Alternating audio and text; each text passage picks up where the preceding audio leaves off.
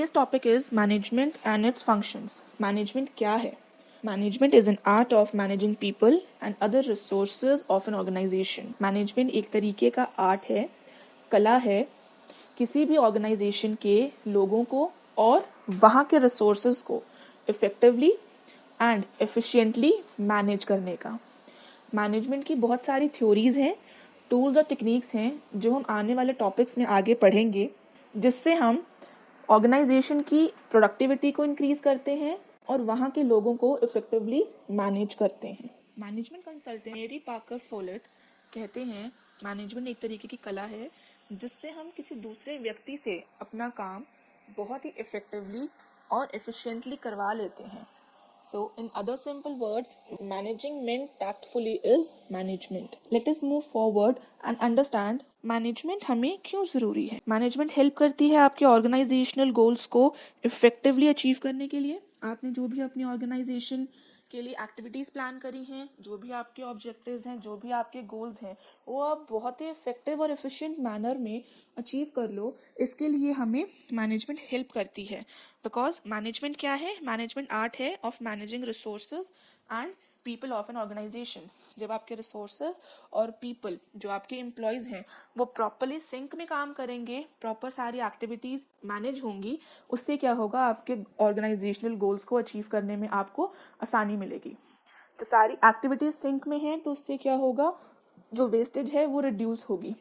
जब सब लोग अपना अपना काम प्रॉपरली कर रहे हैं तो उससे क्या होगा, कोऑर्डिनेशन में इम्प्रूवमेंट मिलेगी, एफिशिएंसी इम्प्रूव होगी, आपका एनवायरनमेंट है वो डायनामिक रहेगा, सब आपस में मिलके काम कर रहे हैं तो कन्फ्लिक्ट नहीं होगा, सोसाइटी की डेवलपमेंट होगी बिकॉज आप अपने गोल्स को एफिशिएंटली अचीव कर रहे हैं, हार्मनी इन वर्क रहेगा, लोग अपना अपना काम कर रहे हैं, किसी को भी ओवरलैपिंग ऑफ वर्क नहीं है, डुप्लीकेशन ऑफ वर्क ख़त्म होगा, रिड्यूस होगा, एवरीबडी नोज कि मेरा ये काम है, मुझे इतना काम करना है, after that the work will be passed on to somebody else. So management क्यों इम्पॉर्टेंट है?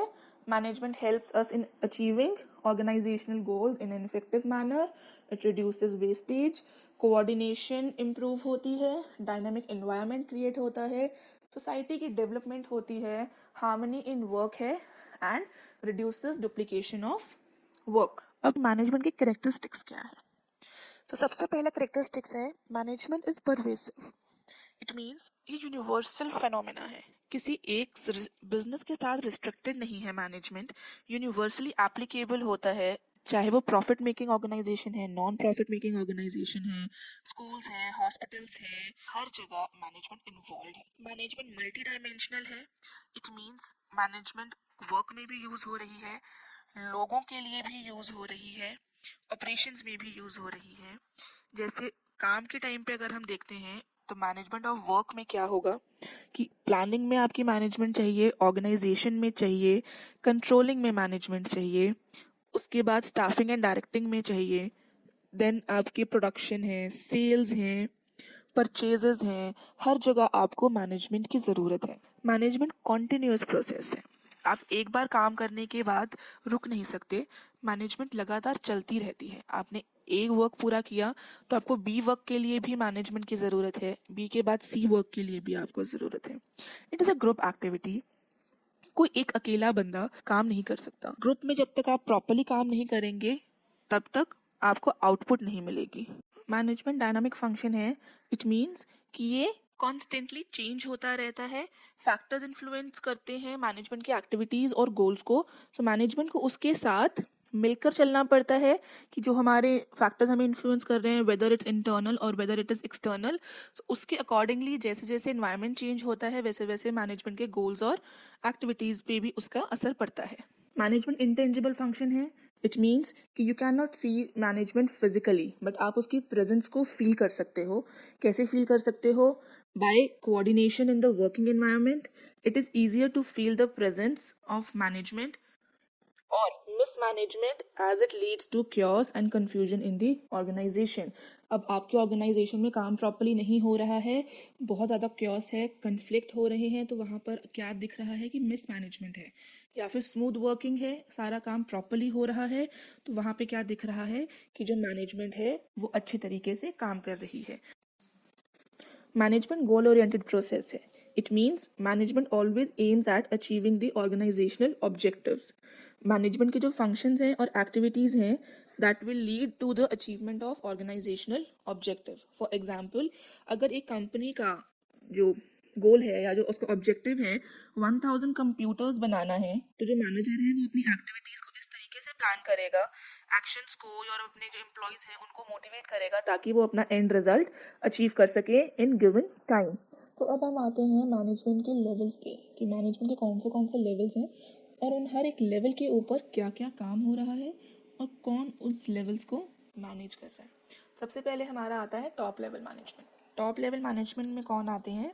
जो हमारे बोर्ड ऑफ डायरेक्टर्स हैं, सीईओज हैं, प्रेसिडेंट और वाइस प्रेसिडेंट हैं ऑर्गेनाइजेशन के, जो लोग ऊपर सारे गोल्स सेट करते हैं, प्लान्स बनाते हैं, कंपनी की पॉलिसीज बनाते हैं, ये देखते हैं कि कंपनी किस डायरेक्शन में जा रही है, फ्यूचर में आने वाले टाइम में हम क्या कर सकते हैं ताकि जो हमारी कंपनी है वो ज़्यादा प्रॉफिट अर्न करे.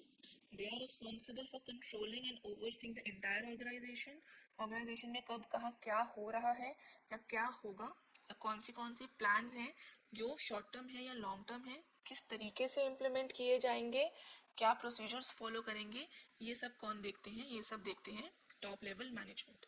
उसके बाद आता है second level of management, that is middle level management. इसमें हमारे आते हैं जो डिपार्टमेंट के हेड्स हैं, हमारे ब्रांच मैनेजर्स हैं, जर्नल मैनेजर्स हैं. अब हर ऑर्गेनाइजेशन में कुछ डिपार्टमेंट्स होते हैं, जैसे एचआर डिपार्टमेंट्स हैं, प्रोडक्शन डिपार्टमेंट्स हैं, हर एक डिपार्टमेंट है तो उन डिपार्टमेंट के कुछ हेड्स होंगे, तो वो आते हैं हमारे मिडिल लेवल में. ये क्या करते हैं? टॉप लेवल ने जो प्लान्स बनाए हैं उसको एग्जीक्यूट करवाने का काम किसका है? उनका है मिडिल लेवल मैनेजमेंट का. उसके बाद हमारा थर्ड लेवल ऑफ मैनेजमेंट आता है सुपरवाइजरी लेवल मैनेजमेंट में. अब बोर्ड ऑफ डायरेक्टर ने कुछ प्लान किया, वो उन्होंने अपने डिपार्टमेंट हेड्स को बताया. अब डिपार्टमेंट हेड ने आगे किसको बताया?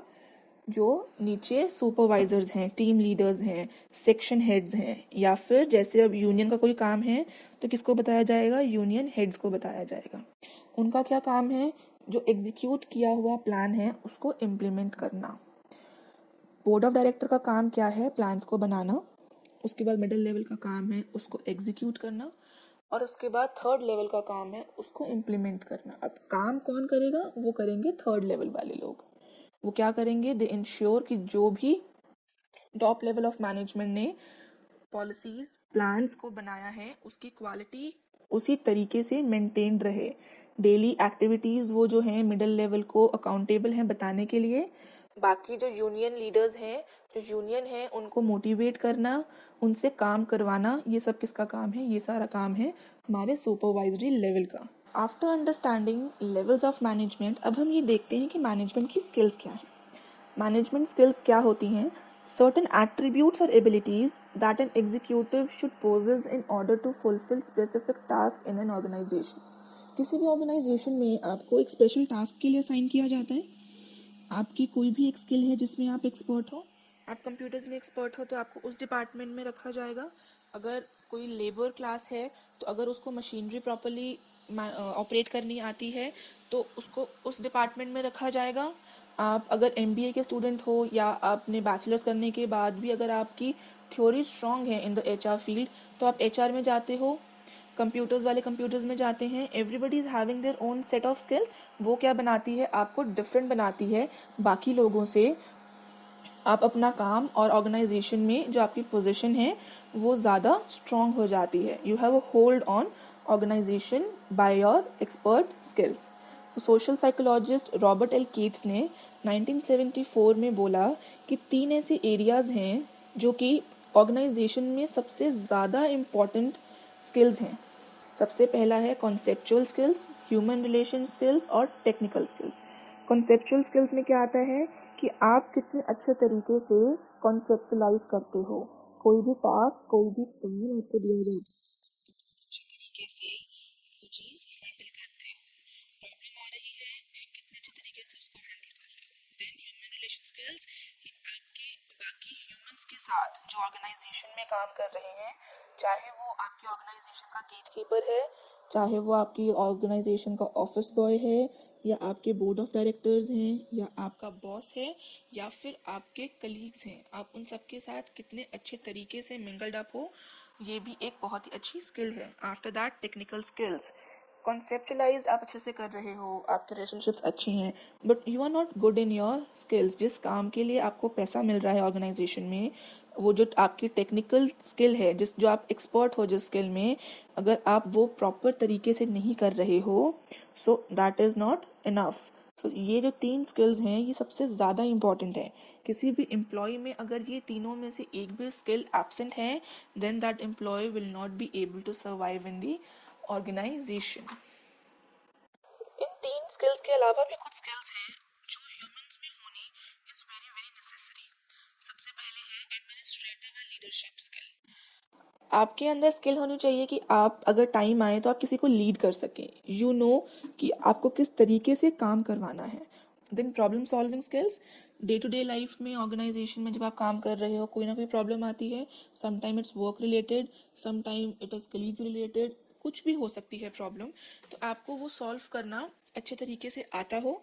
और इन एनी केस अगर आपसे वो चीज़ नहीं हो रही है, तो you will be able to discuss that thing with some other person, ताकि जितना जल्दी हो सके वो प्रॉब्लम सॉल्व हो सके। After that decision making skills, कई बार करियर्स में ऐसा टाइम आता है कि आपको कुछ बहुत क्रूशल डिसीजंस लेने पड़ते हैं, वो आपके फ्यूचर के लिए अच्छे होते हैं। So you should have this skill ताकि आप अपने जो डिसीजंस हैं वो प्रॉपरली ले सकें। देन एनालिटिकल स्किल्स, एनालाइज कर सकें कोई भी सिचुएशन, उसका good part and worst part. Communication skill, आप सबसे इजीली कम्युनिकेट कर सकते हैं, बिकॉज जब आप अच्छे तरीके से कम्युनिकेट करते हो, you will be able to understand कि क्या काम करना है या क्या काम करवाना है। देन टाइम मैनेजमेंट स्किल, अपने टाइम को इस तरीके से मैनेज करना चाहिए कि आप अपनी दोनों पर्सनल और प्रोफेशनल लाइफ को ईजिली बैलेंस आउट करके चल सको। देन कन्फ्लिक्ट मैनेजमेंट, अगर आपने कोई प्रॉब्लम अराइज हुई है और उसकी वजह से कोई कन्फ्लिक्ट हुआ है, तो उसको किस तरीके से मैनेज करना है, ये स्किल भी आप में होनी चाहिए। अब हमने ये भी पढ़ लिया कि मैनेजमेंट के लेवल्स कौन से हैं, मैनेजमेंट में कौन से स्किल्स रिक्वायर्ड हैं, बट हमें ये स्किल्स क्यों चाहिए, ये स्किल्स कहाँ पे इम्प्लीमेंट होती हैं, या इन स्किल्स की क्या हमें ज़रूरत है। तो हम ये देखते हैं कि इम्पोर्टेंस क्या है इन स्किल्स की। सबसे पहले है कॉर्डियल रिलेशनशिप। जो आपकी स्किल्स हैं, it helps you to maintain a good relationship with in your peer group, your subordinates, your superiors, outside your organization, in your personal life. It helps you to maintain a good relationship management के हर level के ऊपर। उसके बाद आता है optimum utilisation of resources.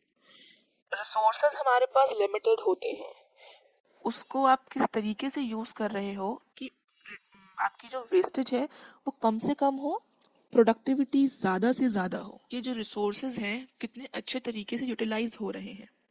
Organisation के goals को आप अचीव करते हो, अगर आपकी स्किल्स अच्छी हैं, आप सारा काम प्रॉपरली कर रहे हो, तो आप क्या होगा, आपके जो ऑर्गेनाइजेशनल के गोल्स हैं कि हमने इस साल के एंड तक इतना काम करना है या हमने इतने प्रोडक्ट मैन्युफैक्चर करने हैं, अगर सारा कुछ प्रॉपरली मैनेज करके चल रहा है, तो आपकी ऑर्गेनाइजेशन के गोल को अचीव करने में भी ये आपकी हेल्प करता है। Good management skills attract high performance employees. That means कि आपकी अगर ऑर्गेनाइजेशन में जितने भी आपके एम्प्लॉयज हैं, अगर if everyone is expert in their own skills, everyone is doing their own bit of work, तो उससे क्या होगा, यू अट्रैक्ट मोर एम्प्लॉयज। क्यों? क्योंकि आपकी कंपनी का एनवायरनमेंट अच्छा है, अ गुड वर्किंग एनवायरनमेंट है, कॉम्पिटेंट रिसोर्सेज है, your organization is achieving their goals. So वहाँ पर क्या होगा, और एम्प्लॉयज आना चाहेंगे, कंपनी के साथ काम करना चाहेंगे, एंड आपके जो ऑलरेडी एम्प्लॉयज हैं, जो आपकी रिटेंशन क्वालिटी है वो इंक्रीज हो जाएगी, तो आपके एसेट्स आपकी ही ऑर्गेनाइजेशन में रहेंगे। कोई भी अगर आपको इस टॉपिक से रिलेटेड क्वेश्चन है, कोई क्वेरी है, आप नीचे कमेंट बॉक्स में हमें लिख सकते हैं। Just keep studying, take care.